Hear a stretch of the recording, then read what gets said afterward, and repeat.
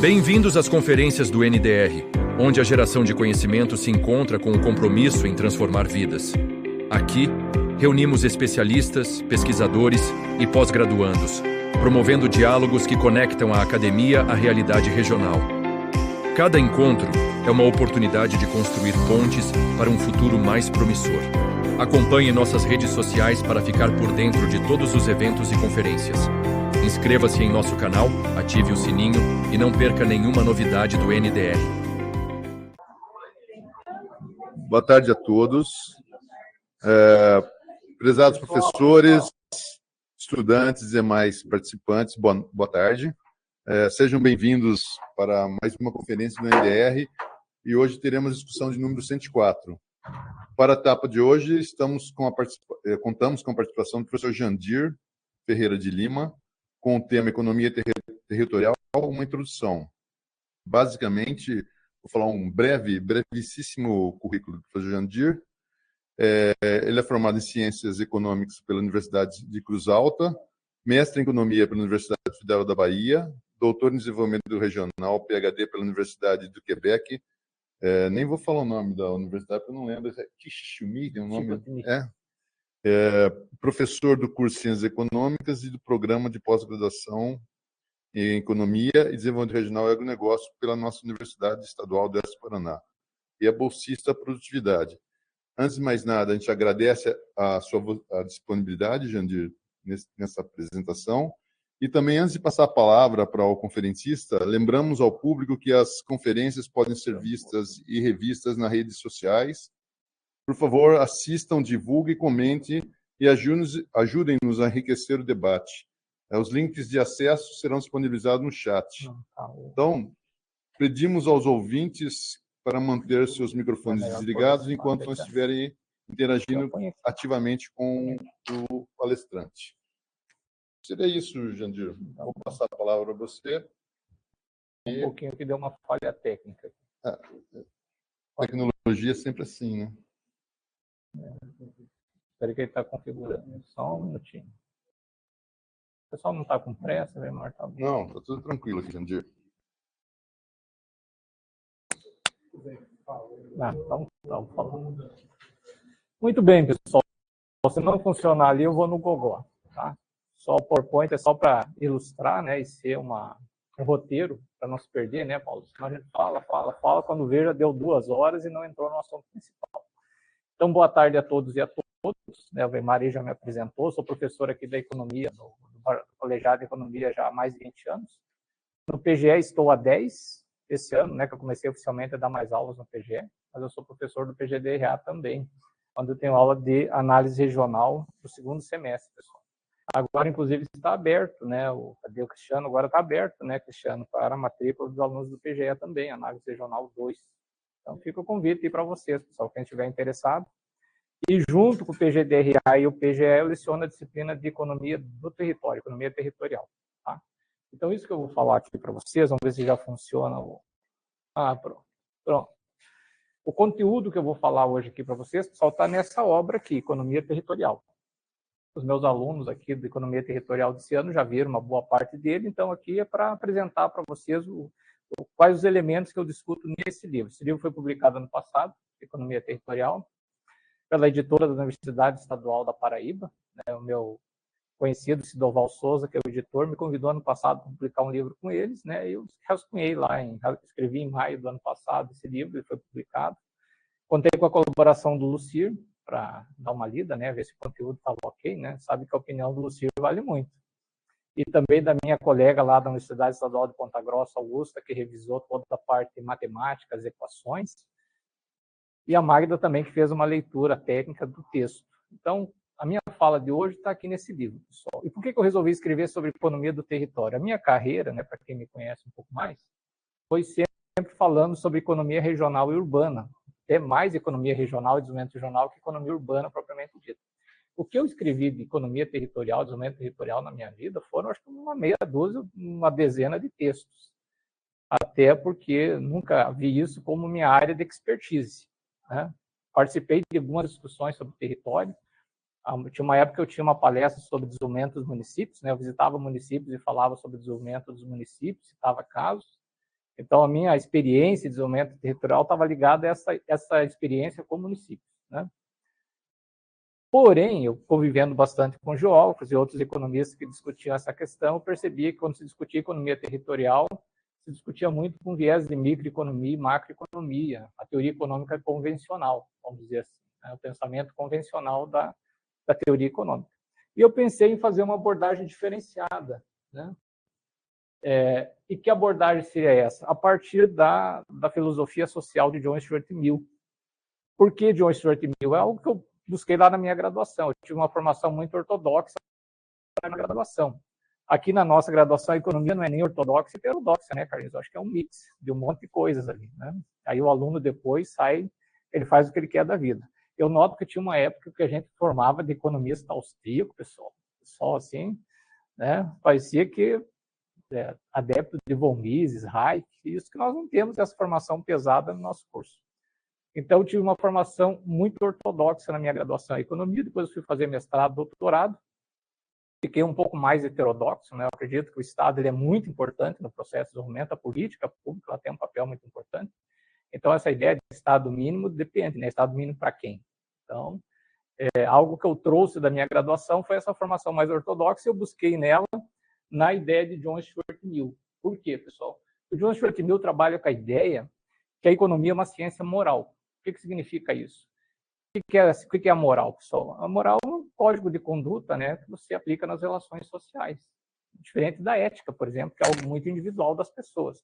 Quando a gente fala na moral, nós estamos falando do conjunto da sociedade. Esse código que você usa para, não vou dizer a palavra disciplinar, mas pelo menos para regular, para refletir as relações sociais. Então, para ele, a economia é uma ciência moral.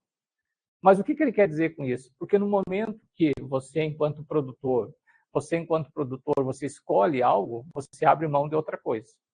Pode ver até na vida pessoal de vocês. Quando vocês fazem escolhas, você abre mão de outra coisa.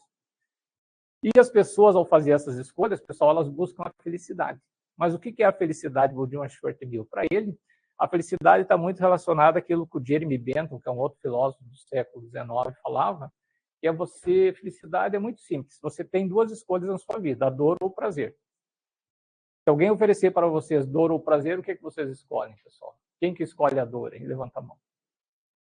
E quem escolhe o prazer, levanta a mão. Todo mundo escolhe o prazer, a não ser que seja meio sadomasoquista, né? Quer levar umas bordadas aí, pronto. Aí. Mas são em momentos específicos, né? Mesmo o sadomasoquista, ele busca nas bordoadas um pouco de prazer. Então, para ele, a vida se resume em dor e prazer. O professor Peri, que está ali naquele canto, me lembro que fez uma vez, né? Peri, acho que numa monografia, um estudo sobre a felicidade. Então, Jeremy Bentham dizia, você escolhe a dor ou o prazer. E felicidade é você maximizar o prazer, você ter mais momentos de prazer na sua vida do que de dor, né? Então, isso é felicidade. E para o John Stuart Mill, quando a pessoa busca essas escolhas no ambiente da economia, ela está buscando maximizar o prazer dela. Então, ela toma decisões baseadas nisso. Tá? Então, esse é o primeiro elemento de John Stuart Mill. E o segundo elemento, pessoal, que daí eu me oponho aos marxistas, né? Eu tenho alguns colegas marxistas aí na academia, e que a gente tem um debate, porque na concepção marxista, a economia ela só ocorre nas relações de produção. Tá? Marx, o foco dele, a base, o objeto dele é a produção. Para ele, a distribuição já está dada, porque nós temos salários, né? O núcleo do capitalista, a renda da terra do produtor rural, mas John Stuart Mill ele vê outro elemento que eu também considero importante, que é a distribuição da riqueza. Pessoal. Então, nós temos aí produção e distribuição. Então, na economia política de John Stuart Mill, né, nós temos essa ideia, tanto da produção, ela é importante, mas a distribuição também é importante. Eu já vou voltar nisso daqui a pouquinho, porque antes eu quero explicar para vocês o que é território. Eu estava falando que é a economia do território, mas o que é território? Território, pessoal, vem do latim território, que é poder sobre a terra. Tá? É poder sobre a terra. É um espaço geográfico, ele não tem um tamanho definido. As regiões, por exemplo, elas são definidas pela política pública. O IBGE define qual é o tamanho e quais são as fronteiras do oeste do Paraná. Mas no território não necessariamente. Pode ser o território de uma família, pode ser um território de um grupo de poder, pode ser um território de uma empresa, onde ela estabelece as suas relações de comércio e de produção. Então, o território ele é bem mais vasto ou talvez até bem pequeno, dependendo do objeto que nós estamos estudando. E nesse espaço geográfico, pessoal, ocorrem essas relações de poder, né? E dentro dessas relações de poder também nós temos os conflitos, né? Porque quando você fala em poder, você está falando em dominação, você está falando em hegemonia, e tem aqueles, às vezes, que se opõem a esse poder ou a essa hegemonia, tá? E quais são os tipos de poder que existem, pessoal? Tem o poder condigno. O que é o poder condigno? Por exemplo, a escravidão é um exemplo de poder condigno, que você obriga o indivíduo. Você vai lá e obriga pelo uso da força, né? Você impõe a ele. O Estado, por exemplo, ele pode usar do poder condigno. O Estado tem o poder coercitivo do Estado, né? O juiz determina a sentença, cumpra essa sentença. Se você não quiser cumprir, alguém vai lá e te obriga a cumprir, né? Então, o Estado tem esse elemento junto com ele. O segundo poder, pessoal, é o poder compensatório. Se vocês irem bem na disciplina, o que vocês ganham? Uma nota boa, né? Então, esse é um pacto. Então, tem o poder compensatório. Se vocês construíram um apartamento ali no Bioparque, o proprietário lá do Bioparque garante o quê? 2 anos de aluguel para vocês. Então, é o poder compensatório. Ele te dá algo em troca, ele te compensa de alguma forma, tá? E o terceiro poder que está aqui, pessoal, que é o poder condicionado, ele é diferente. Você convence o indivíduo, por exemplo, pelo discurso. Pelo discurso, né? Você vai lá, passa a conversa no indivíduo e convence ele. Eu tenho um colega meu, o senhor Camilo, que nós visitávamos alguns empresários e tudo mais, alguns acadêmicos para falar sobre inovação, né? Nós temos um grupo de pesquisa nessa área, e ele sempre me diz o seguinte: existe a pedagogia do pastor e a do olho gordo. Vocês conhecem a pedagogia do pastor, pessoal? Já ouviram falar da pedagogia do pastor? Nunca ouviram falar? Então, eu vou contar agora o que é. Pedagogia do pastor, pessoal, está ligado ao poder condicionado. Ele chega lá e conversa com você, quando vê você já está com Jesus no coração, quando vê você já está no caminho da salvação, né? Tudo com a conversa. De certa forma, também um pouco de poder compensatório, porque se você seguir as regras do jogo, tudo direitinho, lá no final, né, quando você bater as bolas, tudo vai direto para o céu, né? Está São Pedro te esperando nos portões, né? E se você não seguir as regras, o que acontece? Você vai para o colo do capeta, né, pessoal? Como ninguém quer ir para o colo do capeta, você procura seguir as regras. Então, é uma forma de poder condigno. Ele usa a oratória para esse convencimento. Então, dentro do território, nós temos esses 3 tipos de poder. Esse poder compensatório, condigno e o poder condicionado. Mas o que dá ao indivíduo esse poder, pessoal? Para algumas pessoas é personalidade. Tem gente que tem personalidade forte. Às vezes é uma celebridade, né? Alguém que o Estado deu a ele um poder no exército, por exemplo, você estabelece os galões, né? Quanto mais alto o seu galão general, você manda em todo mundo. Você entra no exército, por exemplo, eu fiquei 15 dias no quartel, cheguei lá como soldado raso, né? Até o cachorro mandava em mim, pessoal, eu não mandava em ninguém, né? Então, porque eu não tinha ainda essa escala de poder, tá? Aqui é diferente, agora aqui não é muito diferente, né, Cristiano? Eu, por exemplo, tenho 6 chefes, eu não mando em ninguém, mas eu tenho 6, né? Aqui eu tenho 1, o segundo está aqui, deixa eu ver, hoje só veio 2, né? Mas tem mais 4 perdidos por aí, pessoal. Então, um exemplo para vocês, a personalidade, esses condicionantes do pacto, a propriedade, por exemplo, dá poder. Vamos pegar, por exemplo, no caso do Nordeste, né, que construiu os açudes, e o açude, às vezes, estava localizado em uma fazenda, e o proprietário, ele condicionava ou não a entrada das pessoas para ter acesso à água. Então, vocês vejam, o fato de ele ter a propriedade da água dava a ele um poder, ele dá a ele um grande poder no lugar que a água é um bem escasso. Então, a propriedade também, o direito à propriedade, você ter a propriedade também te dá um poder, né? Quem que manda, quem que paga as contas, né? A organização, pessoal, tem organizações, confrarias, por exemplo, que tem muito poder. Nós temos aqui, por exemplo, a Associação Empresarial de Toledo, a CIT, que ela congrega os empresários. Então, é uma organização que dialoga com diferentes esferas do poder, com o poder público municipal, o poder público estadual, dialoga conosco para buscar o interesse desses associados. Então, algumas pessoas se organizam, né, sob a forma de organizações para, com isso, poder maximizar o seu poder. Então, esses elementos todos o pessoal tem no território. E nós não podemos olhar o território sem perceber essas relações de poder. Mas por que, então, falar de economia do território, pessoal? Porque dinheiro é poder. Quem acha que dinheiro não é poder, ele levanta a mão. Viu? Todo mundo acredita em mim. Dinheiro é poder, pessoal. Quanto mais dinheiro você tem, às vezes você consegue, não vou dizer manipular é uma palavra muito forte, mas manobrar algumas situações. Você consegue ter o melhor advogado, que fica lá enrolando, né, no tribunal. O Brasil tem 40 mil leis, né, então tem lei para todo gosto. Você consegue, talvez, a melhor estrutura para te dar apoio, para te dar todo o suporte que você precisa. Então, o dinheiro também é uma fonte de poder, de certa forma, né? Muito bem. Mais um elemento para me parar, falar um pouquinho de território e falar de economia, pessoal. Outro detalhe do território é que ele tem 5 grandezas, né? A primeira delas, pessoal, é a dimensão, 5 elementos. A primeira delas é a dimensão. A dimensão do território depende do teu objeto. Por exemplo, quando eu olho a BRF, a Brasil Foods, qual é o território da Brasil Foods? Ela é praticamente internacional, ela é uma empresa multinacional, né? Se você olhar a Copacol, por exemplo, que é uma cooperativa que tem aqui em Cafelândia, a Copacol também, hoje ela se tornou uma multinacional, é uma cooperativa que está numa cidade de 15 mil habitantes.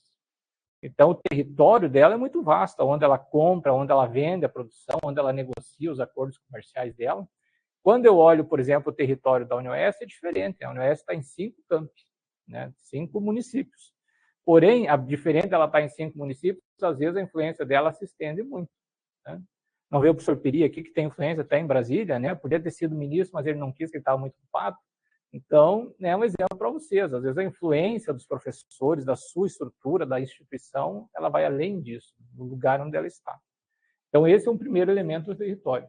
O segundo é a representação, pessoal, a imagem, né? Você percebe a Brasil Foods. Se você sair ou subir uma ladeira aqui de Toledo, você chega lá numa quadra, que a Brasil Foods é toda uma quadra, né? Sem contar as outras áreas que ela tem aqui na cidade, indo para São Pedro do Iguaçu, por exemplo, onde tem as granjas que criam os pintainhos e tudo mais, né? Então, você percebe, você vê isso, né? Se você olha, por exemplo, o poder de uma família, lugares assim que uma família domina, você percebe isso conversando com as pessoas, né? Tem lugares que para você entrar, você tem que pedir permissão para o chefe, né? Tem que conversar com quem é dono do lugar. O senhor Moacir não está aqui hoje, mas ele sempre diz, cada cidade tem um dono. Para te entrar na cidade, para você ter a informação que você precisa, tem que conversar com o dono. O Peri, por exemplo, quando vai entrevistar no presídio, né, Peri, você tem que conversar com pessoas que fazem a liderança naquele território. O presídio, pessoal, é um território. Alguém cuida dele, né? Tem o poder público, cuida de uma parte, e às vezes, né, os apenados cuidam de outra. Terceiro, pessoal, é localização. Ele está localizado no espaço, está posicionado em algum ponto do espaço, né? Nós percebemos isso. Tem territórios, por exemplo, que podem entrar em conflito. Tem a questão da distância, né, o território de outro, e a hierarquia, pessoal, que é algo muito importante. Como nós estamos falando em relações de poder, também existem relações hierárquicas no espaço, entre um território e outro, e até dentro desse próprio território. Aqui, para vocês, eu trouxe uma imagem para ilustrar, que é o território brasileiro, né? Aqui a gente percebe pela imagem, desde 1534, quando os portugueses criaram as capitanias hereditárias, como uma forma de colonizar o Brasil, né? Cuidar do Brasil, explorar o Brasil, né, que era o principal objetivo, até agora, 1990, com a formação do Estado do Tocantins, né, que foi praticamente a última divisão territorial do Brasil, em estados, né, que ocorreu a partir da Constituição de 1988. Então, vocês vejam que ao longo do tempo, o território brasileiro ele vai sofrendo uma transformação, uma metamorfose, né? Não sei se vocês conhecem a história do Brasil, mas o território português mesmo era só essa faixa, né, que vai lá do norte do Brasil, do nordeste do Brasil, até Laguna, em Santa Catarina. Era essa faixa do Brasil. Mas os portugueses, com a artimanha da época ali, dessa transição, né, da Idade Média para a Idade Moderna, com as artimanhas, com a ação dos bandeirantes, eles foram empurrando a fronteira cada vez mais, né, com muita malandragem também. Foram empurrando a fronteira até o Brasil chegar a essa formação aqui, que é da época praticamente do século XIX, pessoal. Pode ver que aqui em Santa Catarina e Paraná falta um pedaço. O resto da construção do território brasileiro vai se dar na República, no Segundo Império e na República, aí com a chancelaria. A chancelaria vai lá e começa a trabalhar a questão de definir as nossas fronteiras, aonde que começa e termina o Brasil, né, esse território que a gente tem alguns direitos, e também com a ação militar, quando tinha algum território, algum espaço dentro do Brasil que queria se dividir, vão lá ver os pernambucanos, os baianos, os gaúchos, eles iam lá e traziam de volta, né, não deixavam. Uma apenas exceção, pessoal, que é o Acre, né? O Acre pediu para fazer parte do Brasil. Eu não sei se eles estão satisfeitos com a escolha, mas eles pediram para fazer parte do Brasil no início do século XX, né? Eles referendaram isso. Aí o Brasil foi lá, pagou uma grana para a Bolívia, né? E mandou o exército também para garantir que o acordo ia ser cumprido. Então, o Acre se anexou ao nosso território já no século XX, praticamente. Então, são exemplos para vocês. Essa outra parte aqui, essa faixa aqui no sul, pessoal, aqui no oeste catarinense, até uma parte do oeste paranaense, a famosa Cunha de Palmas, né? até o início desse século, era uma disputa entre Brasil e Argentina pela posse desse território, né? Foi feito aí uma arbitragem internacional, o presidente Cleveland, um presidente americano, que arbitrou a favor do Brasil. Então, nós nos tornamos brasileiros por uma arbitragem internacional. Por isso que nós temos aqui no Paraná uma cidade chamada Clevelândia, né, que foi uma homenagem a ele, né, que arbitrou a favor do Brasil. Mas perdemos outros territórios, perdemos a Guiana, por exemplo. Então, o território não é algo fixo, é algo que ao longo do tempo ele vai sofrendo transformações, as reterritorializações que nós chamamos, tá bom? Muito bem, mas agora vamos falar um pouquinho de economia, né, pessoal, explicar o que é o território, né, esse espaço geográfico que tem essas relações de poder, que influenciam muito no que acontece nele, fora dele, assim por diante. Também tem a economia. Como eu falei no início para vocês, falando um pouquinho rapidamente sobre John Stuart Mill, que ele acredita que a economia é uma ciência moral, ele diz o seguinte, olha, economia são duas coisas, é a produção e a distribuição. Mas de quê? De riqueza. De riqueza. Agora, a riqueza pode ser algo subjetivo. Por exemplo, eu sempre dou esse exemplo, que eu acho que para mim ele é muito legal. Vamos pegar o índio que está lá no meio da floresta amazônica, não vamos pensar nos Yanomami, que eles estão arrebentados, né? Só vamos pegar outro índio lá que está mais isolado, que não tenha ouro no seu território, nem pedras preciosas, está lá nadando no rio Xingu, faceirinho, né? Não está nem aí para fazer doutorado, fazer mestrado, né, Luciano? Não está nem aí para cumprir horário, ele está de boas, pessoal. Para ele, se a gente fala em riqueza material, talvez não tenha sentido para a cultura dele, para o estilo de vida dele. Mas para o nosso estilo de vida, que é a economia capitalista, na nossa cultura, é muito diferente, né? Então, a riqueza está muito associada a bens materiais. E para o John Stuart Mill, existe um fator psicológico em cada um de vocês. O Adam Smith dizia que tinha o fator psicológico do egoísmo. O egoísmo era algo inerente à nossa natureza. Para ele, existe um outro elemento que também é inerente à nossa natureza, pessoal, que é acumular riqueza. Nós queremos mais riqueza, menos riqueza. Quem quer ser pobre a vida inteira e levanta a mão? Ninguém quer ser pobre, todo mundo quer ser rico, né? Acumular cada vez mais riqueza. Quem quer ser rico e levanta a mão? Pô, vocês gostam de ser pobre, minha gente? Levante a mão com vontade, levante as duas, assim, né? Pobreza só chega uma, né? Não sei se o pessoal que está nos escutando em casa levantou a mão aí, né, Valdir? Fica cuidando. Então, o John Stuart Mill trabalha com isso. As pessoas preferem mais riqueza, menos riqueza. Então, é uma tendência da pessoa humana, do ser humano, acumular. Tem aqueles acumuladores compulsivos, né? Tem gente que acumula 300 pares de sapatos, né? Uns 50 carros e assim por diante. Eu tenho vontade de acumular, eu só não tenho recursos, né, pessoal? Vontade eu tenho. Então, é acumular riqueza. Para ele, as pessoas elas preferem mais riqueza do que menos riqueza. E para ele, essa riqueza, pessoal, é qualquer coisa útil ou agradável que tenha valor mercantil. Se você tem algo lá que não tem valor mercantil, para ele não é um bem comercializável, né? É um bem de uso, não é um bem de troca. E a riqueza, como eu falei, ela pode ser subjetiva. Talvez o índio que está lá, né, nadando agora, faceiro, ou alguém, por exemplo, que está em comunhão com o cosmos, né, um budista, né, sei lá, né, alguém que fez voto de extrema pobreza e passa a vida meditando. Aqueles faquir indianos, pode ver que eles são bem magrinhos, né, eles ficam em cima de uns pregos, assim, meditando, porque ele quer uma comunhão espiritual. Então, para ele, a riqueza é isso, não está ligada à vida material. Mas para nós, né, pessoal, que estamos aqui no capitalismo, já tem outro sentido. E outro detalhe, pessoal, agora juntando economia e território, é que ela é endógena por natureza. Ou seja, ela ocorre dentro das transformações, a transformação que ocorre nessa economia, o crescimento dela, o desenvolvimento, o progresso dessa economia, pessoal, só ocorre internamente. Tá? É a comunidade que se mobiliza, ou um empresário local que se mobiliza, alguém que resolve empreender e transforma o território. Ou essa família, às vezes, é esclarecida, né? A Europa tinha os déspotas esclarecidos lá na Idade Média também, na Idade Antiga, que transforma esse território. E o John Stuart Mill chama atenção para algo muito importante ao falar da endogenia, que uma sociedade, para você olhar se ela realmente é desenvolvida e se realmente o grau de ensino, de educação nela foi positivo, é se ela depende cada vez menos do Estado e mais dela mesma. Então, por isso que ele fala, olha, um parâmetro para te medir a qualidade da educação, essas pessoas sabem trabalhar de forma coletiva, né? Elas conseguem se associar, se reunir, formar o que nós chamamos de capital social. Então, para ele, quanto mais a comunidade tem capacidade de criar esse capital social, para ele, então, a educação ela avançou. Fala aí, Douglas.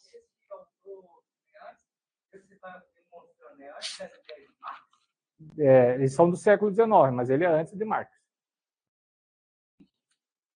Ele é antes de Marx. Não sei se eles se conheceram, isso eu não sei te dizer. Eu acredito que não, porque o John Stuart Mill ele é inglês, né, e o Marx é alemão. Ele foi para a Prússia depois que ele estava muito quebrado, né, que nem a Rose III, que ele foi para a Inglaterra. Mas eu acredito que daí o John Stuart Mill já tinha morrido. Não, são coisas diferentes. Robert Owen é socialista utópico, é outro caminho, né? Não significa que se oponham, né? Todos eles acreditam na ideia da riqueza. O John Stuart Mill, assim como Marx, acredita que o trabalho é o elemento central para gerar valor, né? Ele está nessa transição entre o liberalismo e o pensamento clássico, né? Por outro lado, ele acha que um fator primordial, pessoal, para as pessoas poderem trabalhar coletivamente é a liberdade. Se você não tem liberdade para pensar, para escrever, para gerir sua vida, você não tem criatividade. Então, para ele, a liberdade é algo essencial na vida do indivíduo, né? Então, ele trabalha com a ideia do coletivo, ele trabalha com a ideia da liberdade. Já Robert Owen, ele vai no sentido das comunidades mais utópicas. Ele até testou isso na vida dele. Ele pegou a fortuna dele toda e comprou uma grande fazenda nos Estados Unidos e foi testar suas teorias, né? Ele voltou quebrado dos Estados Unidos. Aí o movimento sindical ajudou ele também, né? O pessoal que é mais socialista, ele sempre se quebra no meio do caminho, né, cara? Depois ele se recupera. Aí o pessoal do movimento sindical, das cooperativas, ajudaram ele, né? Ele foi um grande teórico do cooperativismo. Mas aqui é John Stuart Mill, então talvez tenham sido contemporâneos, né? Eu não me recordo agora quando um morreu e quando o outro nasceu, mas o John Stuart Mill ele tem um aspecto muito peculiar na vida dele, né? O pessoal aí, vou fazer um parênteses aqui, né, de HPE. O John Stuart Mill, pessoal, ele foi preparado para ser filósofo, né? O pai dele, o James Mill, era um filósofo, e ele apostou com um amigo que se a criança fosse direcionada, de certa forma, né, você conduzisse os passos dela, você poderia moldar ela do jeito que você quisesse. Então, o filho foi proibido de brincar, né? Até com 5 anos, ele lia em grego, já lia filosofia. Tanto é que, ao final da vida, quando publicaram, ele pediu para publicar a autobiografia dele quando ele morresse. A autobiografia dele, 50%, deu um cacete no pai dele, né? Porque ele tinha uma revolta com o pai, porque ele era proibido de brincar, ele era proibido de sair, ele só tinha que estudar. A vida dele foi... Tanto é que, quando ele vai escrever a obra dele, ele faz isso, despeja a obra dele, praticamente, né? Ele tinha tanto conteúdo, teve uma crise mental por causa disso na época, né? Mas ficou dentro do pensamento econômico. Assim como Marx, ele dá uma contribuição à economia, dá uma contribuição à filosofia e dá uma contribuição à metodologia. Tanto é que no meu livro eu tenho um capítulo metodológico que é baseado em John Stuart Mill. Uma vez até o Lucio disse, talvez você vai lá dar aula de metodologia, eu disse, até vou, mas tem que ser o livro segundo do Alfred Marshall e o sistema de lógica de John Stuart Mill, né, Lucio? Mas eu acho que não é uma boa ideia. Não é uma boa ideia. Vamos continuar assim, né? É melhor vocês terem uma visão mais diversificada. Melhor o Moacir, né? O Moacir é mais legal. Alguns pressupostos, pessoal. Quando a gente monta um modelo econômico, o Carlinhos saiu daqui, mas ele é econometrista, ele pode explicar isso melhor que eu. Você vai lá montar um modelo econométrico, você tem que estabelecer seus pressupostos. O que você acredita e não acredita, né? O primeiro pressuposto da economia territorial, pessoal, é que cada território tem uma forma particular de gerar riqueza e gerenciar essa riqueza. Tá? Cada um tem uma forma particular.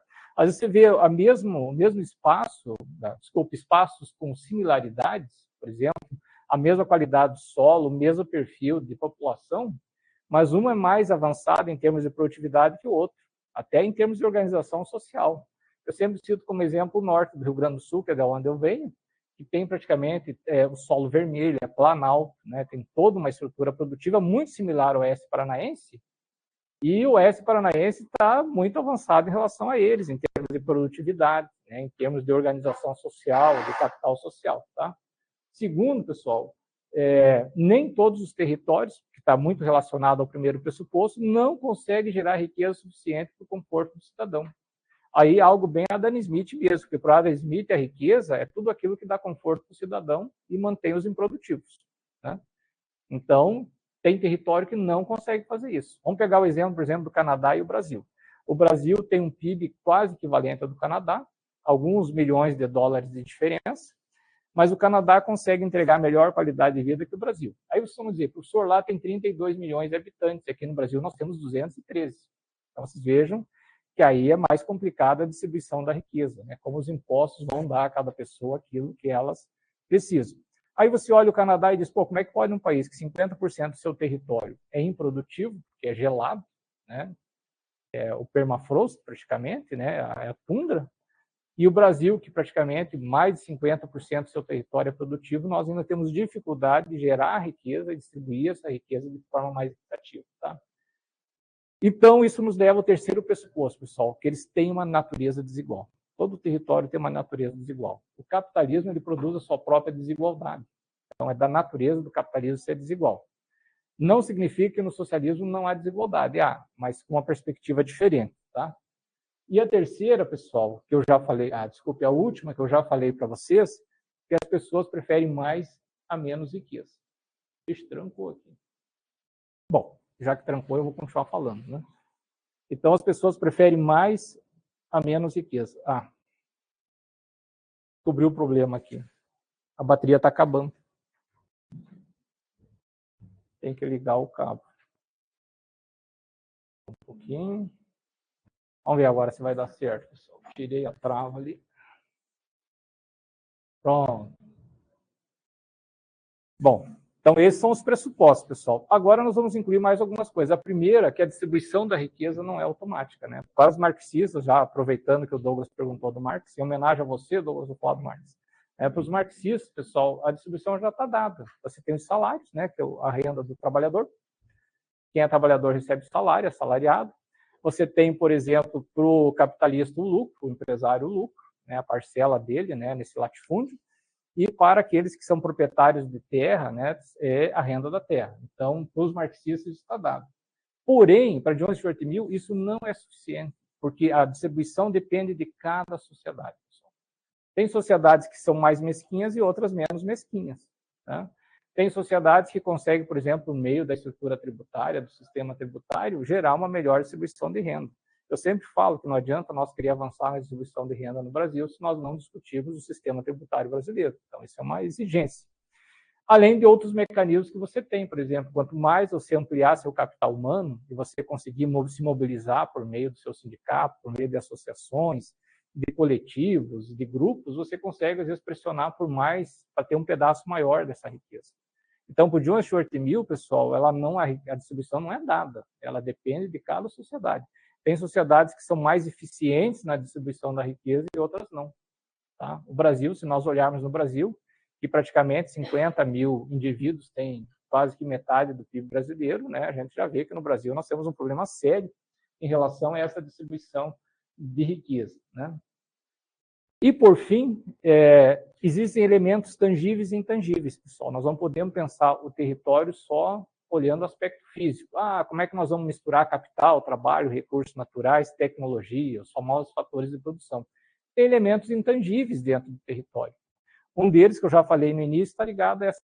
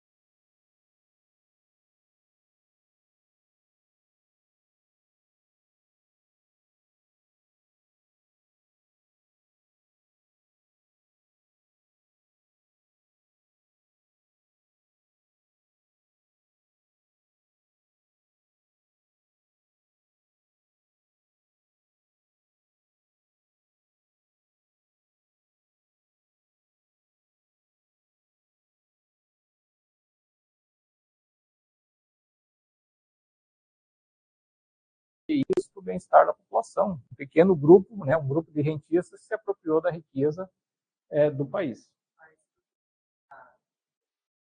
Venezuela tem uma questão também institucional e política, eles tentaram mudar o sistema nacional fora, a gente vê que é até então hegemonia, aí eles estão sofrendo sanções dos Estados Unidos, que só são consequências dessa tentativa de escape dessa dominação. Essa é uma explicação, pessoal, mas uma explicação recente, né, a partir do chavismo. Agora, se nós olharmos, por exemplo, desde os anos 50, Celso Furtado, mesmo nos anos 70, escreveu uma obra só sobre a Venezuela, né? Um país muito rico, né, que não conseguia converter riqueza em desenvolvimento. Então, a gente vê que o problema da Venezuela pode ter agora fatores particulares no presente, mas tem questões que são históricas, né? E não consegue sair, às vezes, dessas amarras. Ixi, travou de novo. Está funcionando? Só um pouquinho, pessoal. Travou aqui, mas a gente continua falando. Tá? Então, são vários aspectos. Como é que é o seu nome? Júnior? Então, o Júnior chamou a atenção para algo que nós chamamos de capital institucional, pessoal. Então, que também é um fator intangível. Então, você tem algum lugar que as instituições, às vezes, querem se transformar, mas tem uma bola de ferro presa nela, né? Voltou de novo, Silvio? Muito bem. O que quer dizer isso, então, pessoal? Que nós temos esse dilema do território, o dilema territorial, que a produção e a distribuição da riqueza não se dão da mesma forma. Tá? E para que serve, então, nós, pesquisadores, técnicos dessa área? Agora, tem uma profissão nova no Brasil, né, que é agente de desenvolvimento territorial, é tentar entender os processos que ocorrem dentro do território para tentar transformar eles, pessoal. E, de um lado, o desenvolvimento ele pode ser tanto um estágio como um processo também. Né?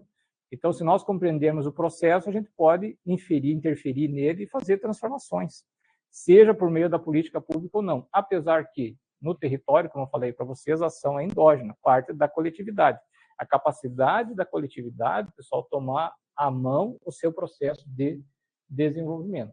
Tá? Então, isso é um fator primordial. Tá? Aí John Stuart Mill tenta novamente, né, eu vou lá e busco em John Stuart Mill novamente, compreender um pouquinho desse processo nessa natureza desigual, e que nós temos que olhar o estado da sociedade. Ele sempre fala, você tem que agora observar o estado da sociedade. Qual é a posição que a sociedade está naquele momento. Tá? Muitos interpretam isso como uma análise histórica. O que é uma análise histórica? Você não olha o processo histórico de desenvolvimento.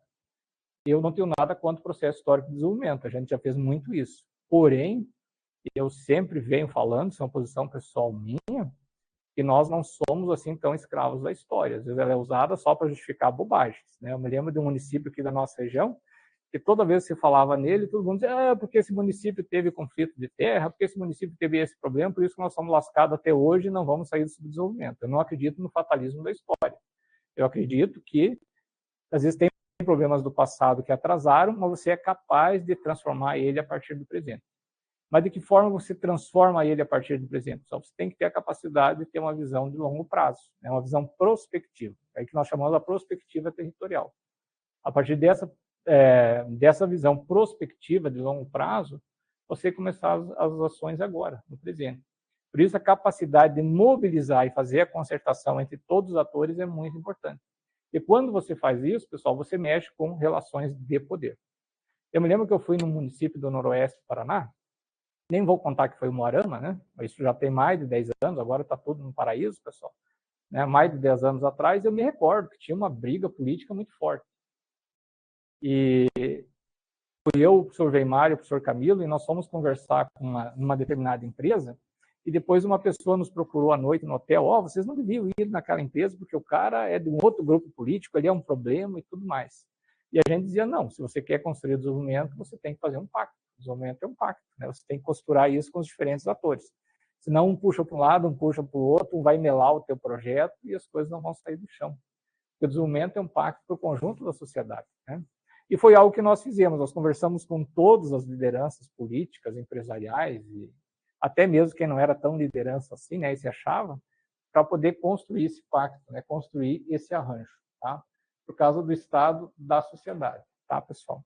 Então, frente a esses elementos endógenos que eu falei para vocês, esses conceitos, o território ele pode avançar para uma situação de dinamismo, de movimento e progresso, ou ele pode ficar num estado estacionário, tá? Estagnado ou atrasado. O estacionário significa parado, às vezes ele se move, mas muito lentamente, né? Nós temos, por exemplo, regiões no Brasil, como a metade sul do Rio Grande do Sul, que é uma região muito rica, se você olhar PIB e tudo mais, ela é muito rica, mas ela se move muito lentamente, o dinamismo dela não é suficiente para retirar ela de determinados indicadores de emprego e renda. Então, precisaria crescer 3, 4, 5, 7% ao ano.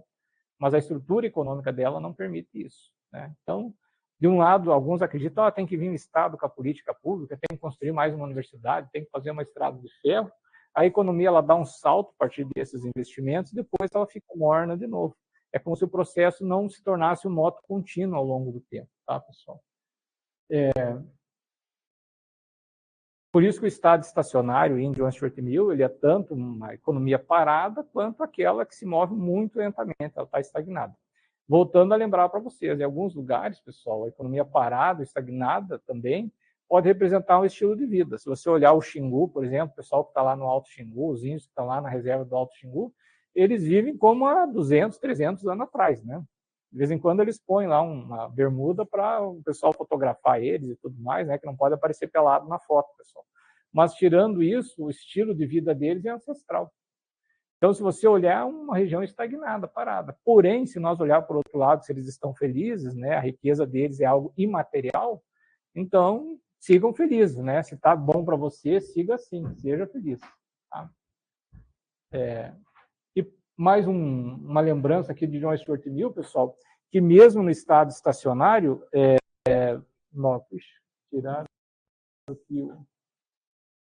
mesmo no estado estacionário, pessoal, não significa que você não tenha concentração de riqueza. Às vezes o estado estacionário é ideal para alguns acumularem mais riqueza, cada vez mais riqueza, né? Então, o que é bom para uns, o que é ruim para uns, não significa que não seja bom para outros. Tá? Em alguns lugares é um projeto isso. Tem muita gente que fala o subdesenvolvimento brasileiro é um projeto histórico, né? Então, significa que alguém está se beneficiando disso. Então, você tem que quebrar esse ciclo histórico de pobreza e tudo mais para poder superar. Tá? E como superar a estagnação? Para John Stuart Mill, pessoal, ele propõe a teoria do movimento. Né? O primeiro elemento da teoria do movimento do John Stuart Mill é você aplicar o conhecimento na estrutura produtiva. Aí, se nós olharmos toda a discussão que a gente tem agora em inovação está na moda, né? Toda essa discussão de inovação, toda essa discussão de aumentar a produtividade no Brasil, de modernizar a economia brasileira, modernizar as empresas, está ligado a aplicar conhecimento. Segundo, pessoal, a segurança da pessoa e da propriedade. Como eu falei, ele acredita na propriedade privada como um elemento importante, mas ele acredita na segurança da pessoa porque ele acredita na liberdade. Diz, a tua liberdade tem que ser protegida. Como é que tu vai avançar na criatividade se você está numa ditadura, num governo autoritário, num governo que cerceia a liberdade? Então, para ele, esse elemento também é mais do que propriedade privada.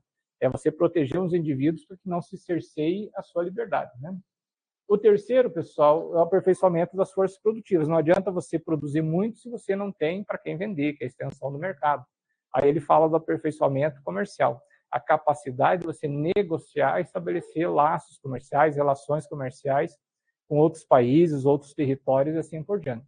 Isso vai muito de encontro que nós trabalhamos aqui, pessoal, que é a base econômica, a teoria da base econômica, né? Por isso que nós somos pifferianos aqui, né? E a teoria da base econômica sobre Moacir Piffer. Você começa um processo de crescimento a partir da base econômica. O que é isso? É você exportar, você conseguir conquistar o mercado interno e crescer com a poupança de outros territórios. Mas isso de pouco vai adiantar se ao longo do tempo você não conseguir melhorar a distribuição de renda e fazer com que outras atividades não básicas elas consigam crescer e ter um papel importante dentro da economia. Tá? E, por fim, pessoal, mas não menos importante, a capacidade de trabalhar de forma cooperativa e associada. Né? Que o John Stuart Mill volta a dizer que a melhor medida para a qualidade da educação é essas pessoas, depois de receber lá a formação, elas conseguem incutir nelas mesmas essa capacidade de trabalhar em grupo. Eu me lembro que eu dei aula para uma turma de doutorado, que eu não vou dizer qual, né, pessoal, que eu passei uma atividade para eles. Pessoal, 6 meses para vocês fazerem uma atividade, era só um texto para eles fazerem. Eram 6 alunos, meu Deus, né? Terminou o semestre, eles estavam brigando ainda, né? e não fizeram o texto. Eu chamei eles, conversei, né? Pensei, tem que fazer uma terapia de grupo aí, talvez chamar algum colega aí para fazer uma... como é que é aquele negócio lá da família? Uma constelação. Fazer uma constelação com eles para ver qual é o professor que é o problema, né? Ou sei lá, ou se é alguma outra coisa que está no campo que está incomodando. Porque eles não conseguiram fazer isso de forma coletiva, pessoal. E no outro ano eu testei com outro, pensei, será que sou eu o problema? Né? Eu fui me testar daí, eu dei a mesma atividade para um outro grupo e eles fizeram. Tanto é que nós fizemos um livro chamado Desenvolvimento Regional Fronteiriço no Brasil. E ficou ótimo, né, o material. Então eu concluí que o problema não era eu, era eles. Né? Então, é essa capacidade de trabalhar de forma associada. Né? Pessoal, aqui tem duas perguntas para vocês. Né? A primeira delas, como entender essa economia territorial, então? Aqui é só em linhas gerais para vocês, né? E aplicar essa teoria do movimento. E a segunda, como perceber essas interações intra- e interterritoriais. Quem quer a resposta dessas perguntas, aí levanta a mão. Ou ninguém quer aí, pessoal, estou ruim mesmo, só um... Não, vamos de novo. Quem quer a resposta das perguntas, aí levanta a mão. Agora tá. Vocês querem? Então, pessoal, vocês têm duas alternativas para isso. A primeira delas, vocês têm que fazer o download do livro, tá? Tem que ler ele. Fazer o download é gratuito, está no Zenodo também, está no selo. Né? O pessoal do IPB está no selo também. Está lá o livro, são 150 páginas, é um ensaio, na realidade. Tive o privilégio, isso é um privilégio de ser prefaciado pelo Lucir, pessoal, que não é qualquer pessoa que ele prefacia livro. E olha que ele tem uns 10 pedidos por ano, né? Ele diz, não, esse ano eu só vou fazer o do Jandir. Aí eu pensei, eu tô bem na foto, né? Então tá aqui, tá também na página do núcleo, né? Crislaine, muito gentil, colocou o material lá na página, né, pessoal?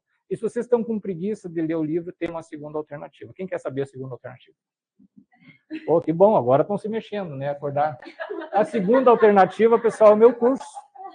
45 horas comigo, não sei se isso é bom ou ruim e tal, o pessoal que me aguenta aí. O pessoal que me aguenta 2 noites, uma noite é 4 horas sem intervalo, né? Eles estão lá firme e forte, ainda não levaram lanche e água, então estão aguentando, sorte que tem ar-condicionado. E a segunda noite é só 2 horas. Pessoal, é sempre no primeiro semestre, né, Lucir? Pelo menos por enquanto. E é conjunto com o PGE e o PGDRA, uma disciplina conjunta. Aí é só se inscrever lá. E eu fico à disposição se alguém tiver alguma pergunta agora, pessoal, que não seja muito complexa, aí eu respondo. Tem tempo ainda, Valdir? Falta 10 minutos, né, Valdir? Temos tempo. Se tiver pergunta aí no chat, Valdir. E vocês têm sorte, pessoal, que geralmente eu estabeleço 3 perguntas para sair mais cedo. Vai fazer uma pergunta, Sandra? Hoje me lembrei de ti, Sandra. Porque eu fui preparar minha aula de hoje, eu precisava dar um exemplo ali do coeficiente de Healy, e eu puxei na memória e disse, não, mas eu escrevi uns 3 textos sobre isso, senão eu não tinha escrito aqui. Né? Eu queria dar um exemplo diferente do que estava no livro, e eu me lembrei, não, eu escrevi um texto para Sandra Mara Pereira, que foi publicado na revista Ciências Sociais em Perspectivas, e eu fui lá buscar o material, Sandra. Então, hoje você vai ser lembrada na nossa aula de hoje à noite. Né? Não sei se eles vão gostar, mas, por favor, faça a sua pergunta.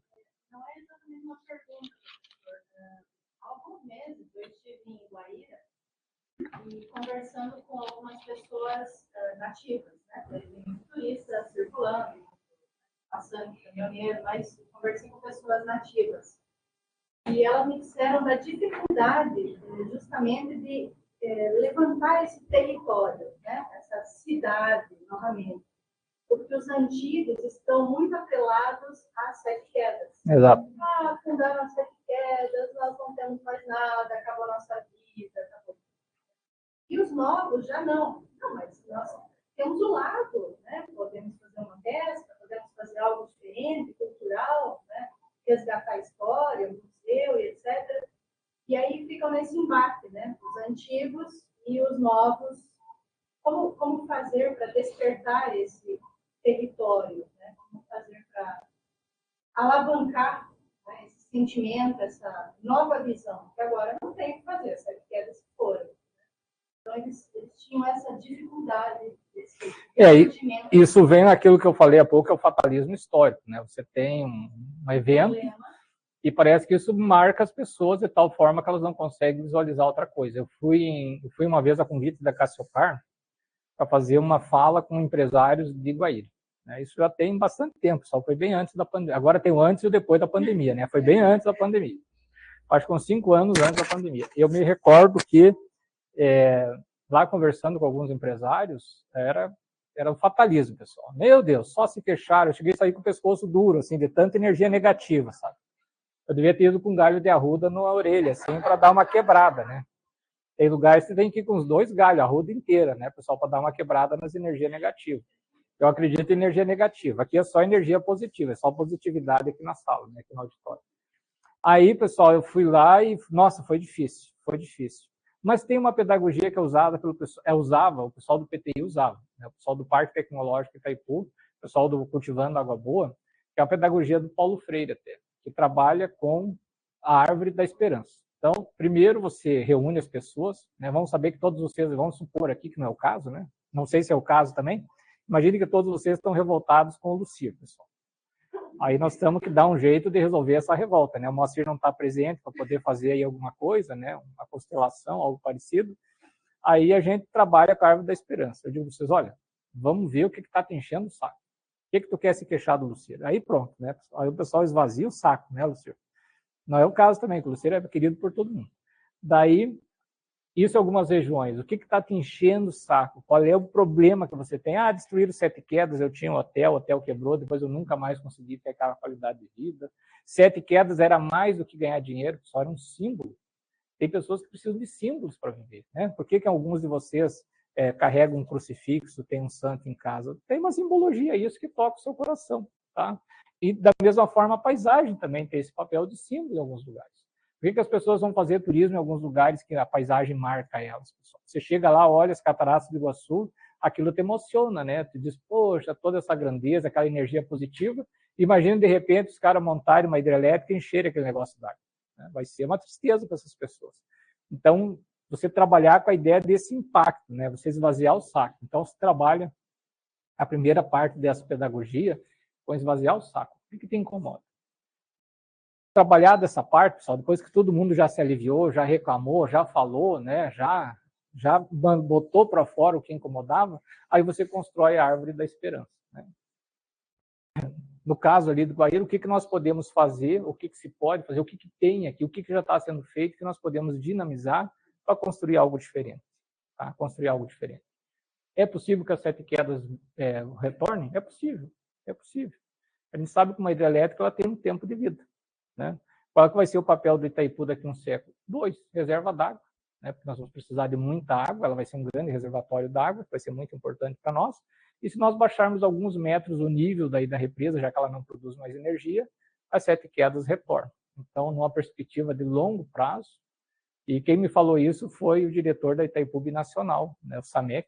Ele disse, olha, é possível que elas retornem em algum momento da história, porque talvez nesse momento da história esse sistema de produção de energia não seja mais importante ou interessante.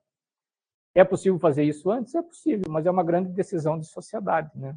Uma grande decisão. Nós teríamos que ter mais energia, o Brasil tem um déficit de energia muito grande, para poder tomar talvez uma decisão dessas antecipada. Tá? Mas até lá, a gente constrói um futuro alternativo.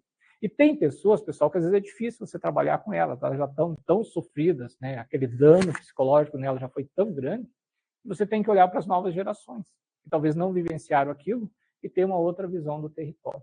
Né? Então, por isso que eu gosto muito de trabalhar com as novas gerações, esses projetos que nós temos, como aqui em Toledo, de startups, por exemplo, eu acho muito legal. Só nós temos 150 startups em Toledo, de jovens empreendedores, não é de velho empreendedor, é de jovem empreendedor. Nada contra os velhos, né? Eles têm seu papel também na história, mas de jovens empreendedores. Então, também, quem é o fermento dessa transformação? Em alguns casos, você tem que escolher qual grupo focal que você vai trabalhar, que é ele que vai ser o fermento da transformação. Em alguns casos, na minha opinião, sempre é com os jovens. Né? Eles não têm os vícios, né? Estão querendo ficar rico logo e querem empreender e tem muita energia para gastar. Depois dos 40, a gente cansa, né? Porque é uma merda. Então, você tem que trabalhar, né, com os jovens. Não é fácil mesmo. Depois dos 40 é só ladeira abaixo. Alguma pergunta aí, Valdir, no chat? As considerações da apresentação, né, elogiosas, mas ainda sem perguntas. Que bom, então. Mais alguma? Bem na apresentação que faltou pergunta. Tô louco. Ah, isso aí é puxar saco, né? Trancou aqui, eu me atrapalhei todo. Vamos supor que eu tenho que fazer uma resenha sobre o seu livro. Vamos supor.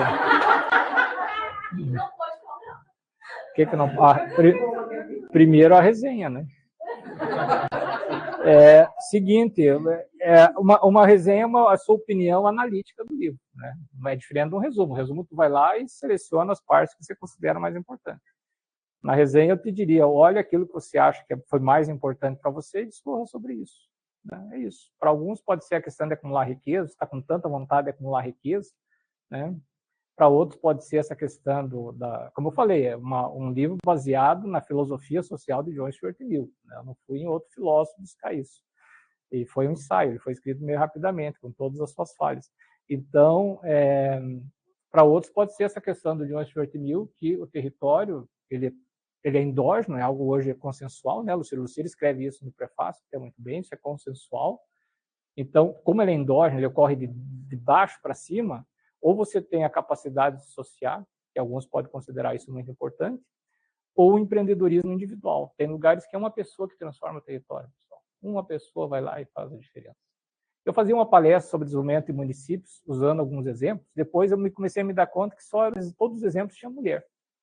Eram as mulheres que eram agente de transformação em muitos lugares, né? Algum que outro caso que eram os homens, não desmerecendo os homens, né?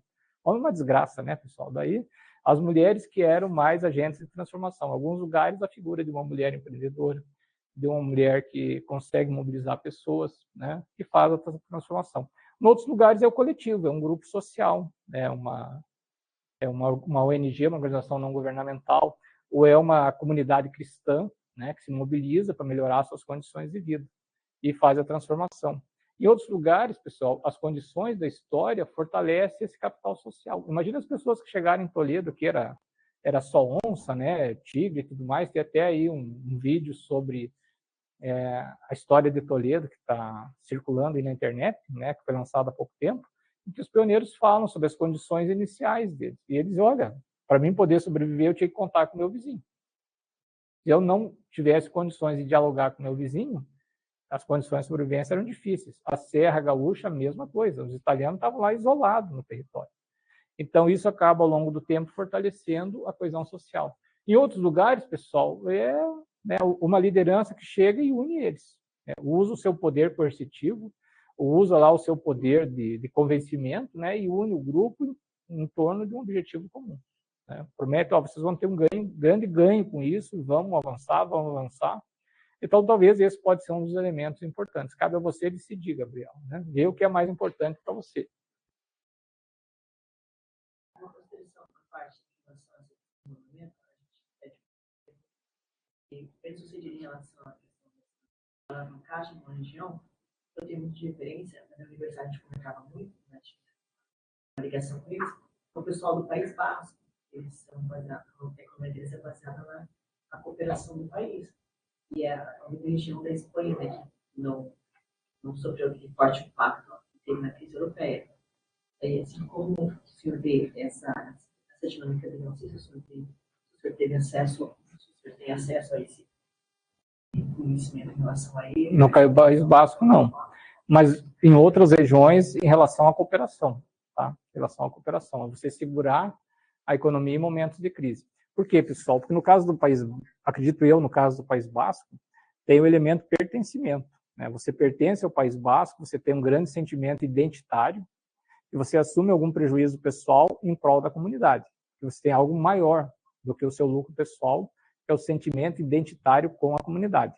Nós temos um caso aqui, eu não vou citar o nome da empresa, de uma cidade aqui do noroeste do Paraná, que uma consultoria propôs aos empresários que tirassem a empresa daquela cidade, né, porque ela estava mal localizada. Né, o grande mercado deles não era ali, era São Paulo, Minas, Nordeste, era melhor eles irem então para o norte do Paraná, Arapongas, o grande polo moveleiro, ou então até para São Paulo, e eles decidiram que eles iam tomar prejuízo, mas não saíam dali, porque a cidade, se eles saíssem dali, acabava a cidade, né, entre aspas, porque a cidade toda era empregada neles. Imagine você se a Copacol sai, pessoal, de Cafelândia. Cafelândia tem 16 mil habitantes e 8 mil empregados. 50% da cidade é empregada da Copacol. Então, os gestores da Copacol, eles têm mais que uma obrigação de gerar lucro, ali sobra. É uma obrigação social, porque toda a cidade depende deles. Né? Imagine o peso disso nas costas, né? Uma coisa muito pesada. Aqui em Mondaí, você vai descer para o Rio Grande Amado e resolve passar a balsa, pessoal, vocês têm duas você tem duas possibilidades. Se você for para uma balsa pequena, é lá em Mondaí. Você atravessa para Vicente Dutra, né? Atravessa uma área florestal e você está no Rio Grande Amado. Você chega daí em Vicente Dutra. Mondaí, pessoal, tem a Movis Rhein, né? Movis Rhein, os alemães falam Rhein, né? Movis Rhein, e é uma empresa que vende para o Brasil inteiro. E tu chega lá e pensa, meu Deus, mas os caras mandam um caminhão ribanceiro acima, porque é uma descida para chegar lá em Mondaí, pessoal. Ribanceiro acima, atravessa tudo que é rio, ponte, pega essas estradas ruins do Brasil para distribuir móveis em Toledo, né? Levar o Brasil inteiro. Aí você diz, mas esses caras estão loucos de ficar aqui, né? Nesse fundo, desse lugar escondido aqui. Imagine o custo logístico disso, o custo de transação, né? E você descobre que não, eles estão lá porque a família nasceu ali, criou ali, montaram aquela serraria que depois virou uma grande indústria de móveis, e a economia da cidade inteira é a Movis Rhein. Então, eu acredito que no caso do País Basco, eu não conheço detalhes, está muito ligado ao pertencimento.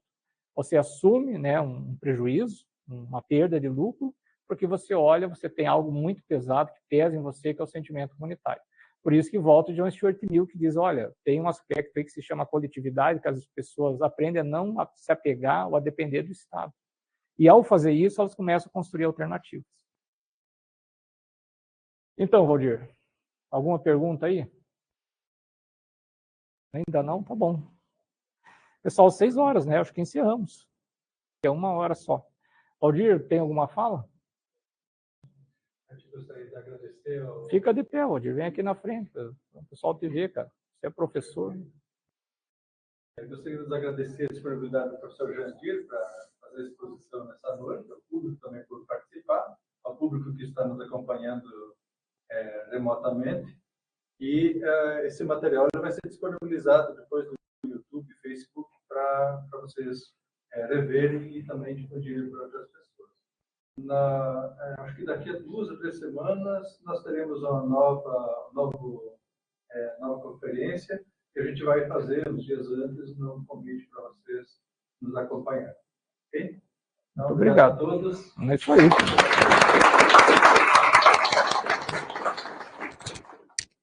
Vamos encerrar, que eu tenho aula à noite, pessoal. 4 horas aí com o pessoal.